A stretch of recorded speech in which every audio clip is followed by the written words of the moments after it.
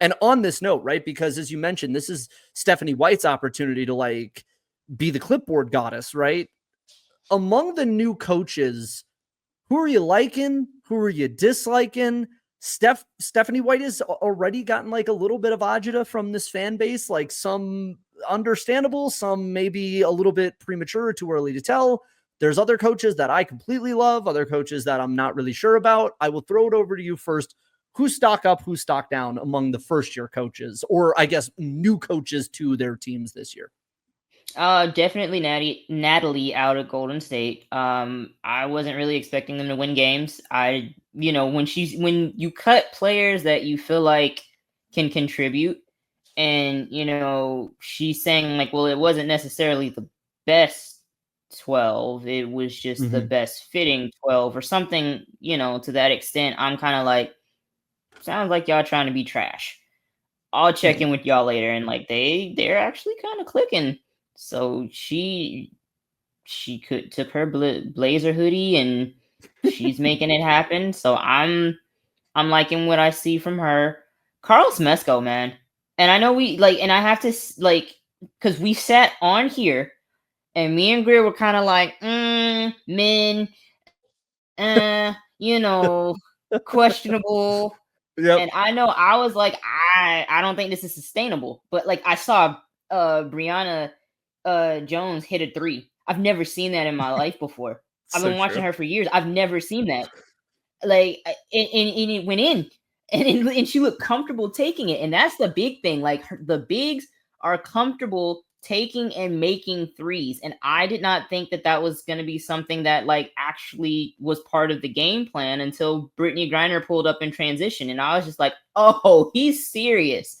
So he's got buy-in. Alicia Gray looks like, I keep every time somebody has like a 25-point game, MVP candidate. So she's had an MVP game. Natasha Howard, Aaliyah Boston, Kelsey Plum. Like, we've had a bunch of people have some MVP type games. So this race is going to be fun. But like, he's got Alicia playing like she's going to be a finalist if she keeps it up, if she can sustain that, because she's good on both ends. So I would say Carl Smesco is at the top of the list, followed closely by Natalie. So to your point on Alicia Gray, 19.4 points, 5.4 rebounds, 4.8 assists through her first 5 games. And that's shooting a career high relative, obviously 5 games versus 263, but you get my point. Shooting 44%, her typical average is 42%, shooting 39.5% from 3. Her typical average is 34%. Like, those are substantial number jumps. And I agree with you on Smesco, because like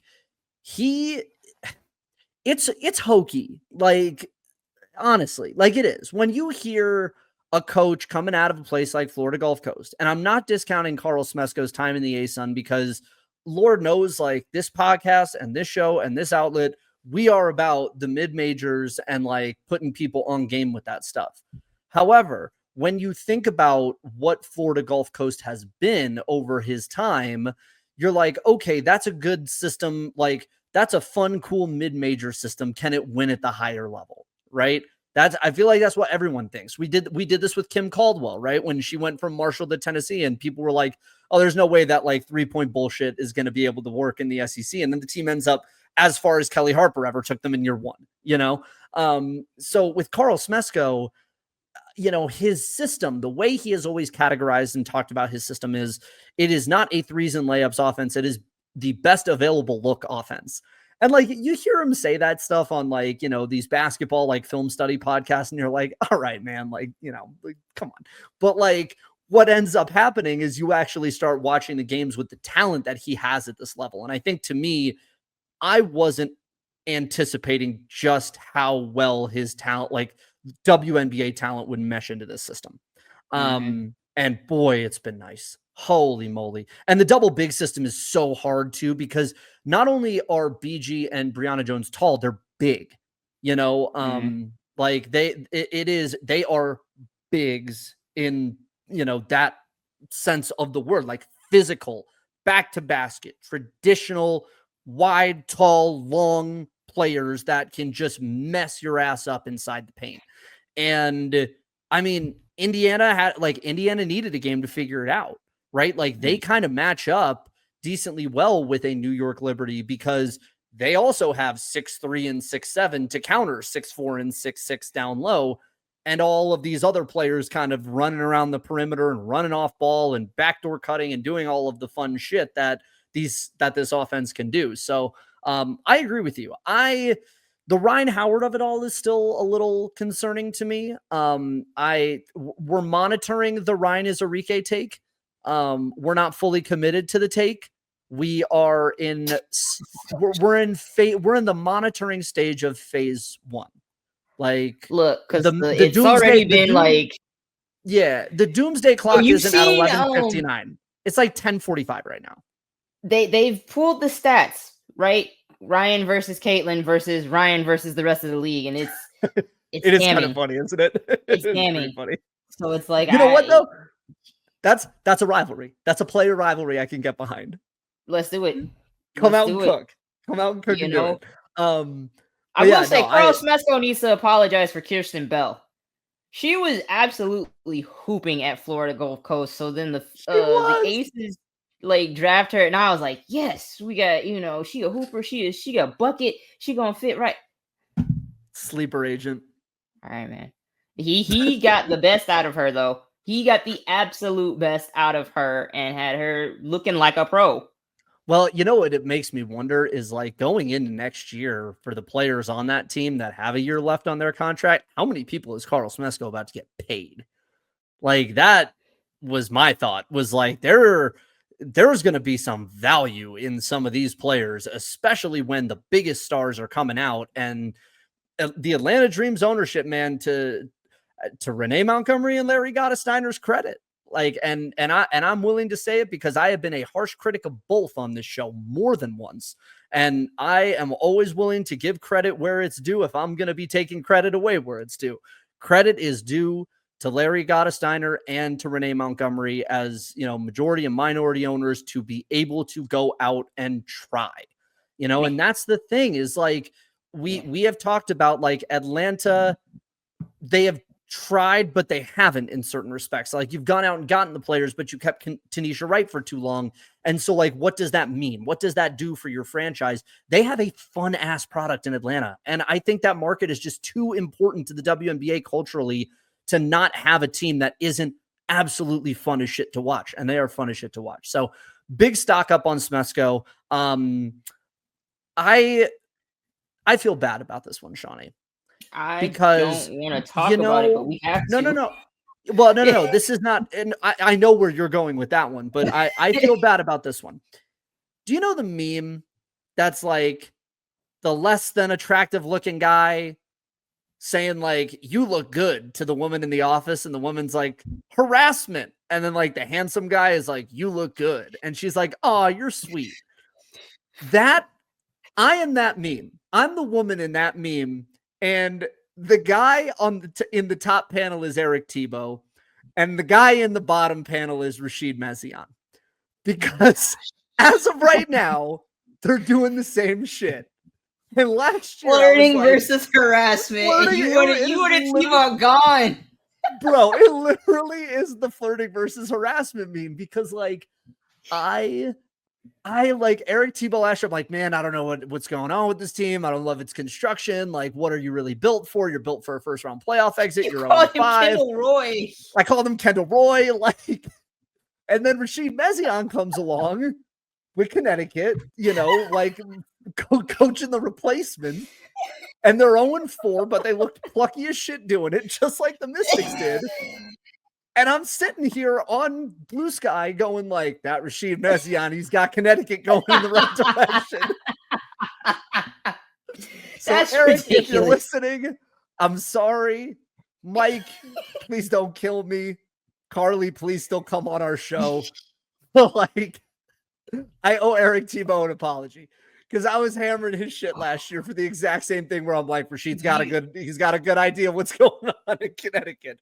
But it's true. It was like the hiring. You were like, nepotism. Should we still have it in America? What I will say with Rashid is like, he's got to understand he's got some young pups out there. They're not gonna figure it out on their own. You need to call a Mhm. timeout because like that game the other night, who they play? Uh, and they almost beat them. They New almost beat York? No, Minnesota. no, no, no. Minnesota. Yeah, Minnesota. They had a Yep. sizable lead on Minnesota heading into the fourth, Mhm. and then they just got walked down. They leaked oil for a while, and he had two Yes, timeouts. they did. It was like 7 minutes to go. He had two timeouts, and I'm like, you got to call a timeout, friend, because they are not going to figure it out. It's you got to settle them down, reshift the energy, and then get them back out there. But like you left them out there to die, which Eric T might have done. So who's to say? It's possible. I don't know. I love a good underdog story. And I think Connecticut, given their roster, feels like a bit of an underdog story. I like Anissa Hmm. Morrow. I love Sanaya Rivers. Like I am glad that they're getting the minutes to eventually kind of become pros, like full-time rotational pros. Marina Mabry has been fun. Olivia Nelson Adota is doing exactly what we thought she would do in year 4 or 5. Like Hmm. she's come along to be a really good starting big in this league.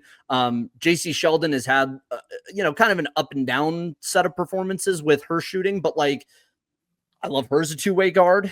Like I've always been really high on her dating back to the Ohio State days. So I don't know. It just they play again. They play a fun style, and I think for me, and this is the segue to get into the sad one, is like I want to see rebuilding teams care, and I see Connecticut care. Hmm. That to me feels indicative of a culture you are building. And I think if there was a critique to levy against the Mystics last year, it was like, who are you? What are you trying to do here with the roster you have and the product that you're putting out? Yes, you have injuries, but like, what is the goal? The Mystics this year, it's clear they have a goal. Like, it's clear what their decisions were in the offseason and what they want to build around their team. And so I think that Connecticut at least feels like it has a goal, and Rashid Mazian, despite being 0-4, I feel like is getting them in the right direction culturally for that. Now, let's talk about the team that does not seem to have much of that right now, which is the Chicago Sky. Because the thing about the Sky that worries me here, and if there is one thing, I don't necessarily know if like all it takes of like, oh, if Teresa Weatherspoon was still coaching, she'd be, this team would be winning games right now. I don't know how true that is. However, I know they'd be fighting their ass off a lot harder than they are now. And I think that is the thing that's worrying me is it doesn't feel like a team with a lot of energy right now. And we're 4 games into the fucking regular season. Like, it's too early to look disengaged. And I think that's what makes me a little bit nervous about the Sky and Tyler Marsh. And look, the Marshman's got a lot of time left, but the early returns are a little nerve-wracking. That's all I'll say. And you got to stop that in a hurry. Camilla is Yeah. checked out. She's checked out. Yeah, you It's can't have you not, can't have your starting center walk off the floor like that. and some of it is on her to like, maintain composure. But like the plays she's checking out because of, I'm like, I get it. Like, what are Mm-hmm. we doing here? Like, why, and then it was like after last season where you have guards that can't really make entry passes, don't want to make entry passes. So what I will say is like, I understand what he's trying to do, like moving Angel to the point forward thing, because she was the only one that could really get a pass to Camilla. So it made sense to try and like move her out to the perimeter to make the passes to your big, because like in the preseason that was working and it moved me. But it's just like then you take away her biggest strength with it, which is rebounding. So if she's on the Mm-hmm. perimeter, she can't really crash the glass. But like if she's not on the perimeter, who's getting the passes into the low post? So Ariel Atkins has got to be better. Like there's really no way around it. You got to stop everybody from talking about this number 3 pick situation, because Yeah. that's just what it keeps coming back to. So she's got to be significantly better. Everyone's got to lock in. I don't really know. He's got to switch some things around. Um, yeah, I can't see him bringing one of them off the bench because that would just be I think it should happen, and there should be a first and a second unit and some things of that nature. But like that would be an absolute PR disaster. Yeah. So I don't see that happening at all.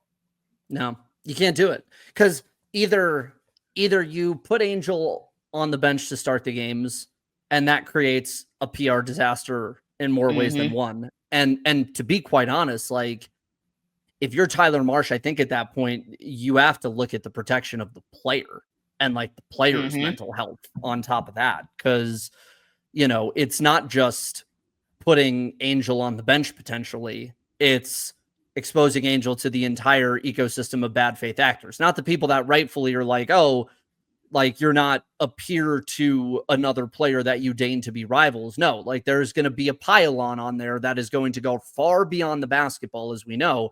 And it's like, do you want to subject somebody to that? And like, yes, it's a business and it's cold world, but like, I will say, if there is one thing the W does deserve a measure of credit for, is that these types of things, I think, do matter to them for better or worse. And I think in this case, it's something that like, if that's a thing that does deter you, it might actually be for the better. Now, on the other end, on a pure basketball standpoint, you take Camilla off the bench, you are risking losing your highest ceiling player, and also you have to keep the two of these players together because of the long-term ramifications of Chicago's reputation already. Like, this is a team that has a terrible reputation in the W as an organization for retaining star players. Like, James Wade burned a lot of goodwill with players in this league. And the entire discussion last year was Angel Reese came in and the organization said, we're going to step up to the plate for you, and we're going to make sure that you don't leave us after your rookie contract, and we're going to do everything we need to do to make sure Chicago is a premier destination for free agents and for you. And so if you risk putting one of those two on the bench, you run the risk of putting the entire reputation back out on Front Street for every WNBA player to go, the more things change, the more they stay the same. And so like that's the Faustian bargain that they're kind of in, because honestly, I think Angel's more of a pure center anyway. Like, she's undersized as a center at 6'3", but like think about the space that she occupies and where she is her best. Like, I think she's inside the 0 to 5. But so is Camilla. So like you're putting they just standing there eyeball to eyeball. Yeah, like two, like one's sitting on the other's shoulder, like, the tallest man in Little Rascals. Like, it's ridiculous. Hey, you can't do this. New strategy. The only person that's going to be able to catch their inbound passes is Dominique Malonga. Just send Malonga up there to go super jump and just take that shit 8 feet out of the air. But I think that's like the concern on that end. I will be honest. I don't think Sonia Citron is making a market difference with this team. I don't. No, it's given the to position. Be honest, what I think killed them more was the point guards that decided to go back, like an Olivia Miles, for instance. Right. Because at this point, I'm willing to believe that like Seattle was going to go BPA anyway with Malonga just because of the state of their roster. And so if you are at number 3, you can get a point guard. And I don't think you're burning number 3 on Georgia Amore. And Sonia Citron is like, she's an amazing supplementary guard, but like she's not the person that is running that Washington offense right now, even if she has the capability of doing pick and roll with Kiki Uriathan. Like, there's just too much in that backcourt that's just not there. Also, Rebecca Allen should be starting over Kia Nurse, and I don't know what I don't know what's going on there either. But it's not good. The vibes are genuinely not good. The vibes are horrendous in Dallas. Kia Nurse. I know, right? It's weird. And then just for the new fans, like to your point, a lot of people don't know that Chicago Sky at one point had Elena Deladon. They had Sylvia Fowles. They had Candace Parker. Like, they've had a lot of talented players come in. And man, they've had a lot of talented bigs in particular come through those doors and then be like, I'm good. Like, Candace won the championship for her hometown, did not want to retire with her hometown. She was like, I did my LeBron, I'm out. So like, yeah, they definitely have a image issue. I will say to the point about Angel, because it's been a lot of discussion on like, well, why can't we criticize players? And I just want to say, for anybody that is asking that, ask them how they felt about Shador Sanders. Because, like, y'all went out like some punks over him. A rich kid, a Nepo baby that's already a millionaire, that's going to continue to be a millionaire, that continues to, like, live out his dream. I have nothing against Shador. But, like, y'all were like, keep your head up, King. Like, don't let your crown fall. Like, guys, he's still getting drafted. He's fine. Relax. But, like, everybody can understand, like, why they don't pile on Shador and why there might be there are a contingency of people that are happy to see him fail. Apply that to Angel. Because, like, when you have accounts like Underdog and, like, people that I've never seen come with certain stats, I was like, yeah, all right, it's getting a little wicked. So, I just wanted to have that PSA, protect Black women. Let's get back at it. Ask them how they felt about Shador and shut up if anyone's asking that question. But, like, no, the vibes in Chicago continue to be horrendous. The vibes in Dallas, they're boring. They're also horrendous, but they're super boring. They're just like, and I said this, like, everybody else that hate watches somebody, like, they get to feel something. They get that fire in their belly off of just like one thing, whether it be turnovers, misses, whatever the case may be. They get to feel something. I'm watching Paige and I'm just like, do something. It's got to be really, it has to be so frustrating for you knowing that the Wings are really bad, but Paige hasn't been bad. And so you can't even effectively hate watch. You're just like, they suck, but she's decent. And now I have nothing to do here. At all. But I guess it's like the absence of good is what you're hating on, because we were told that she was, Caitlyn before Caitlyn. So it's like, Caitlyn went 2-9 her first 10 games, so she's got to pick it up and win at least 3. We gotta see something here. But it's just like she'll make. I tweeted this. She'll make like 3 really good plays that show that she's clearly a pro-ready guard, has the tools, has the talent, and then it's just like, okay. And then they'll pan to AZ or they'll pan to KK, and that's the game. So I'm completely unmoved as a hater by Paige Beckers. It's good for her. I think her Rookie of the Year campaign is in jeopardy. And that's on I would agree. Chris T's side. You better figure it out, man. Well, I will say, in defense of Paige, I don't think that's on her necessarily. I think that's a function of team, because if she was on the Mystics right now with the offense they're running, they'd be cooking. Because the assumption that I would have to imagine Dallas was going on was Arike and Dejanay were not going to shoot the way they've been shooting from an efficiency standpoint and just like a shots attempted standpoint. There was a moment in their game last week, about 6 minutes left in the third quarter. I didn't reference it when we had the pod, but it was Arike and Paige on the break, 2-on-1. Easy ass bucket if ever there was one. You can tell Paige is like waiting on Arike to like just give it to her, and easy ass 2. Arike looked in the mirror and pointed at her face and said, "It's Arike time," and throws up like just a contested piece of bullshit that is a turnover. And like, it's little things like that where I'm like, I feel that I have to come to Paige's defense on that, because like what's anybody supposed to do with that? Like, what is anyone supposed to do to handle that piece of it? The backcourt pairing just, it doesn't work. It does not work. And, there's a lot of other components on this roster that are still a bit of a question. I'm really interested in like Chris Koklanis just as a personality guy, because like Paige is not a ruffle feathers personality, but like Arike and Dejanay and Alyssa and T-Mac, like there's a lot of big personalities in that locker room. Like, is he the guy to be like, everyone shut the fuck up and get on the same page? Like, is there the Cheryl Reeve, the Becky Hammond, or even just like the quiet respect that like a Carl Smesko or Rashid Mezion clearly displays, right? Like, there. I respect the consistency. I respect it. I'm a stand for Rashid.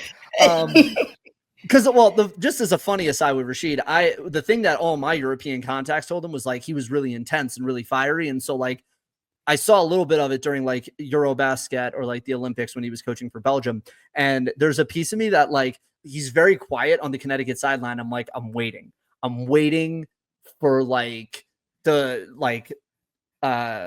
Manuel Herrera Mexican national team, like the gif of the manager from Mexico like getting jacked up in the rain, and they did like the Super Saiyan meme on him. Like, I know he's got that in him. It's wait until we're like 3 Marina Mayberry performances from unlocking the good and the bad. So this is true. You give it time. I'm ready for it. But like, does Chris Koukoulas have that? And I don't mean that in like a negative way. I'm just curious how that works. Like from an outsider's perspective, looking in, how does that work? How do you get everyone on the same page if you're not a more dominant personality to be able to get them all on the same page in that respect? And I feel like he's got the chill surfer vibe, and everything from the preseason was very summer camp. Like, we're trying to have fun. We're trying to, get there. Like, you can't be Matthew McConaughey on the sidelines, bro. And it's like, it's especially troubling if you have a personality like Nola Henry as one of the assistants who seems to like have good relationships with the players because of Unrivaled and what have you. Yeah. If she can't like be the players coach that you need, and people still aren't like understanding their role, like you're in trouble. Yeah. And I just want to say that Arike going back to shot chucker mode, like that's a recession indicator. Like we were in a bad place financially when she shot 2 of 23. Like it's a recession indicator, folks. So buckle up. It's gonna get wicked. But like Arike, I for her to be as excited, and they take all the pictures. Like this is my thing. When Aaliyah Boston knew that Caitlin Clark was coming, and they were doing like interviews on the Big Ten Network, and they're in pictures and they're seeing, like talking and stuff like that. And you could tell they had a relationship. When we saw on the court, there was confusion, but there wasn't like their problem was they kept deferring to each other. Yeah. So it's like you see Caitlin stop as soon as she pulls up, as soon as she crosses half court, and turn around and like pass the ball backwards to Aaliyah Boston, who's like, what the go? So they were just kind of like too polite to each other, and they had to understand like when to take and go. Like Arike, you see the pictures of her and Paige, and she's still just like, all right, cool, I'll catch you later. It's Arike time. Like, huh? And then they don't really know what to do with Dejanay, because it's kind of like she's more natural too. I think putting her in the 3, I don't, given how good the 3s are in this league, I don't like it.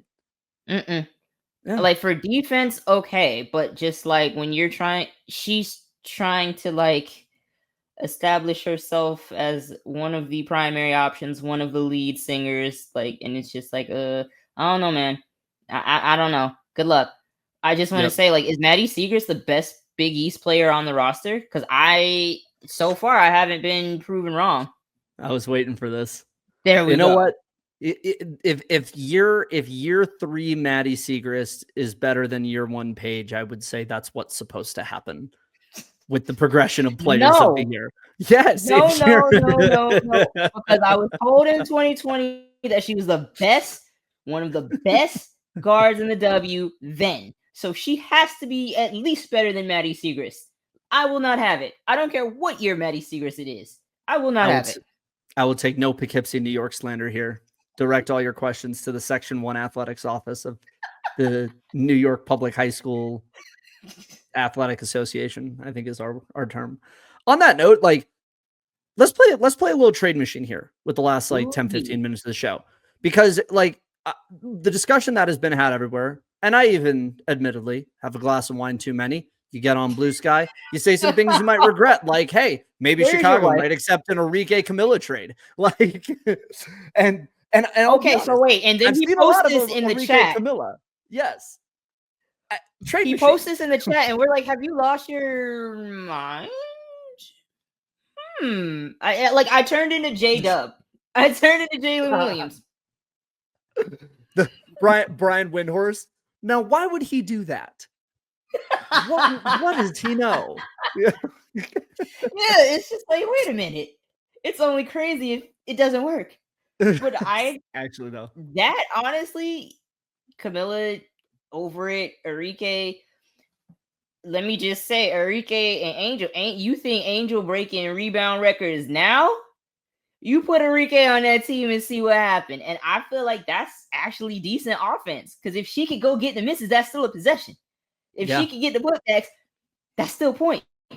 So Arike could shoot 2 of 23. Angel has, 18 of those offensive rebounds? That's 30-something points. Like, hey, Angel could eat with Arike. And she don't even have to score that much. So and you have somebody to replace Kennedy Carter in that like shot creator, bucket getter type role. You have your safeguard, with Angel. Defensively, you would be kind of meh. So you're counting on Elizabeth Williams to like step up and protect the rim. But like for Chicago, like I kind of like that and feel like that would rejuvenate them a bit with Dallas. Paige and Camilla. Ooh, look, it would cook. Hey, it would cook. It would absolutely cook. That I kind of wanted to cut the cameras right now because I feel like we giving some people some ideas and like, hold on now, I can't give this away for free. Because I'm gonna be arrogant. They're watching us. Greg Bibb is looking at this like, why didn't I think of that? He says blocking you again on Twitter. The crazy thing is I feel like there aren't many acceptable destinations for Arike right now. Because like the only person you could realistically think of trading currently on the block in this league is Arike. Like if I'm looking at the Sky roster right now, they need a guard, sure. I don't know who else they're going to be able to move on this roster that they haven't already gone and gotten, right? I mean, I would think in the long term, I question if like the Reese Cardoso combo is doable now that we've got over a season's worth of sample data telling us that like this might not be doable in the long, in the long run. But I mean, it's not as if you have a big to deal. You just got Sloot. You just got Rebecca Allen. You just got Ariel Atkins. Rachel Banham's back, but she's not like a significant trade piece. Kia Nurse is not a significant trade piece, nor is HVL.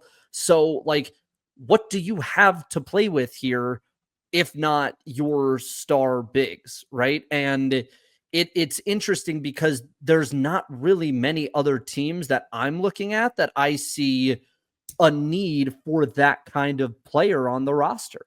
I mean, Golden State maybe, but they're not going to want it. I don't think she fits in Connecticut. Seattle's good at guard. Minnesota's good at guard. Atlanta's good at guard. LA's good at what they have at guard. Phoenix is going to be good at guard once Copper comes back, and I don't think Copper and Arike will work together. Fever are good at guard. And as of right now, the Mystics are good at guard with Sonia Citron and Brittany Sykes, who looks like, the 1-13 performance notwithstanding has looked all-star level or better this year. And the Liberty don't have a backcourt issue either in that respect now that Natasha Cloud's on the roster. So like, and it's not just about being good at guard. It's like who needs a guard and who needs a high volume shooting guard. Yeah. Because like she's not gonna be happy with anything less than 15 shots a game. Like no way. We've seen too much data. Yeah, and it seems like she's just not willing to change that. Like, yeah. What year are we? This is year 5. This is 5? Year 6. It was the 2019. She was the number 1 pick in 2019. Number 1 in 2019. I remember because that was that was okay. Yeah. There we go. So, but like, it's kind of like she's kind of getting stuck in her ways. This is who she's always been. This is who she's been allowed to be. Coach Abby Lee Miller seemed to be the one to get the best out of her. Like she had her locked in on both sides. We're putting, guards with her that make it easier for her to get to her spot. So it's like, it's possible, but like, you gotta like really factor that in, and I don't think a lot of people have that much room in Yeah. that regard. So Yeah. Oh, and send her to by the Chicago. way, just for my as I bang my boom arm, Jackie Young was number 1 in 2019. Arike was number 5 in 2019. But to your Ah, point, I mean, yeah. she's really never been over a 40% shooter from the field, you know? Like But she's made first team all WNBA shooting sub 40. I remember that. that was I was ranting 2020, about it. yes. Yeah, Yeah. So I but mean, that was the like, bubble year. yeah. So I mean, it is possible, but it's still just like you got to compensate for that somehow and like figure it out because like it hasn't led to winning basketball. Mhm. Ooh, It's I have another trade idea. all right, hit me. Vegas needs to trade for Dominique Malonga. Fit her, So who Kia Stokes. goes? You're not gonna you're not gonna get anything for Kia Stokes. You're I'm not gonna get sorry. any, and that's what I'm saying. Like it's just untradeable pieces there. But Tiffany Mitchell, no. Liz Kitley, no. You got like That's what I'm saying. Like I'm thinking of the money. So like she's on a rookie Mhm. contract, so you can make it work with the money, but it's just like the pieces because Seattle's not using her.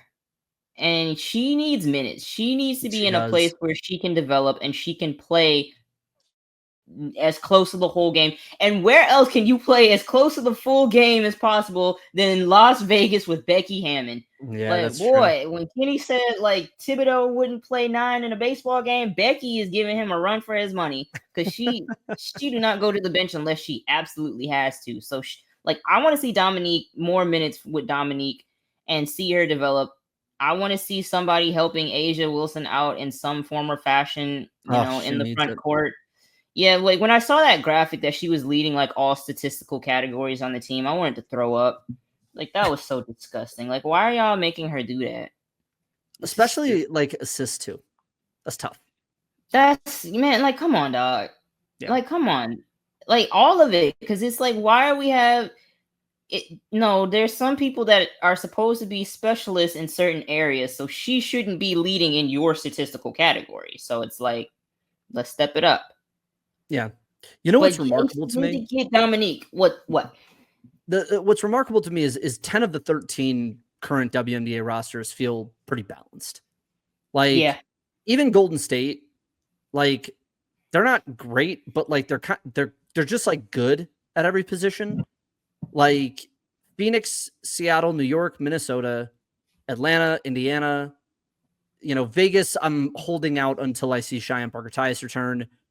LA and Washington are all pretty balanced. Like there's not a glaring hole on their roster the way there's glaring holes in Chicago, Dallas, and Connecticut. And I think that's pretty remarkable, but it also means that if you are one of those teams that is, the bottom 3 right now were a combined 0-11 and are on average losing by, if I had to like mean this out in my head, 47 divided by 3, by an average of about 15 points a game.